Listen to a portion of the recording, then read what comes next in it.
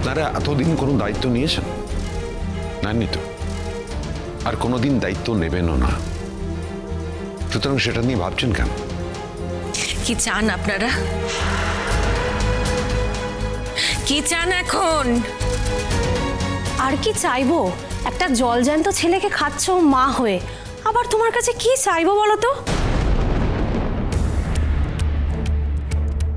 এই এই এই এই কথাগুলো উঠবে বলে আমি কোনোদিন তোমাকে বেড়া ডিঙোতে দিইনি বৌমা। এবারে বুঝতে পারছো তো আমি ভুল করিনি? হ্যাঁ, বুঝতে পারছো?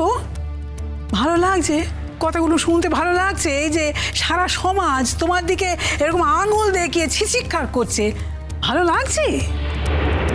এই সমাজের এইসব লোকেদের আমি মানি না। আমার মা মানবে কিনা জানি না, কিন্তু আমার মায়ের মানা উচিত নয়।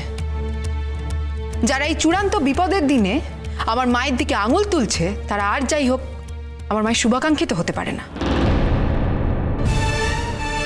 আর যারা আমার মায়ের শুভাকাঙ্ক্ষী নয় তাদের আমার মায়ের ব্যাপারে কথা বলার কোনো অধিকারই নেই। হ্যাঁ রে, তোরা কিরকম ভাই বোন রে? চোখের সামনে তোর মায়ের এসব কীর্তি দেখে তোর নিজের দাদা এত বড় একটা কাণ্ড করে বসলো, মরেও তো যেতে পারতো ছেলেটা, তবুও তোদের হেলদোল নেই। এত কিছুর পরেও তোরা সেই মা আর নতুন কাকুকে নিয়েই পড়ে আছিস। ছি, সত্যি কথাটা কি বলতো? সবই হচ্ছে স্বার্থ। সেটা যদি হয়েও থাকে আমরা মেনে নিচ্ছি, আমরা খারাপ মানুষ। আপনারা এসে শিক্ষা দিয়ে গেলে রাতারাতি তো আমরা ভালো মানুষ হয়ে যেতে পারবো না, তাই না? তাছাড়া আপনারা বারবার ভুলে যাচ্ছেন আমার মা বিধবা নন। তাও লাস্ট 20টা বছর ধরে আমার মা নিষ্ঠাভাবে বৈধব্য পালন করেছে শুধু তার শাশুড়িকে খুশি রাখার জন্য। লাস্ট 20 বছরে আমার মা ভালো মন্দ কিছু খেতে পায়নি, রং চবে কিছু গায়ে চাপাতে পারেনি শুধু তার শাশুড়ির জন্য। আমার মায়ের গোটা যৌবনকালটা শেষ হয়ে গেছে, তার দাম আপনারা দেবেন?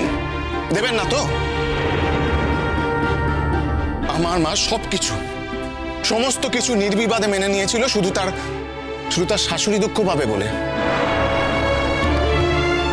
বাবা চলে যাওয়ার পর যে মাঝে চিঠিটা পেয়েছিল না, সেটাও আমাদেরকে জানায়নি। আপনারা সেই মানুষটাকে মহিয়সী বলে না দেখে তাকে অপমান করছেন, তাকে কাঠগড়ায় তুলছেন। আমাদের কাছে আপনাদের কোনো দাম নেই। কমলিনী, উপরে যাও। কাঁদছ কেন? কিসের জন্য? কেন নিজেকে গিল্টি ফিলিং দিচ্ছ? তোমার তো কোনো দোষ নেই, অন্যের দোষ তুমি নিজের ঘাড়ে নিচ্ছ কেন? তাছাড়া আমার বাবা যখন এই একই কাজগুলো করছিল তখন আপনারা কোথায় ছিলেন? তখন তো মুখে আঙুল দিয়ে বসেছিলেন।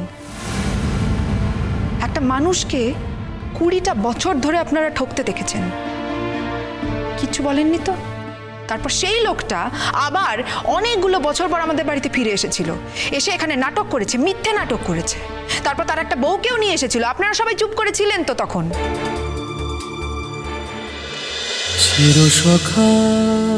চিরসখা সোম থেকে রবি প্রতিদিন রাত 9টায় স্টার জলসায় ও জিও হটস্টারে।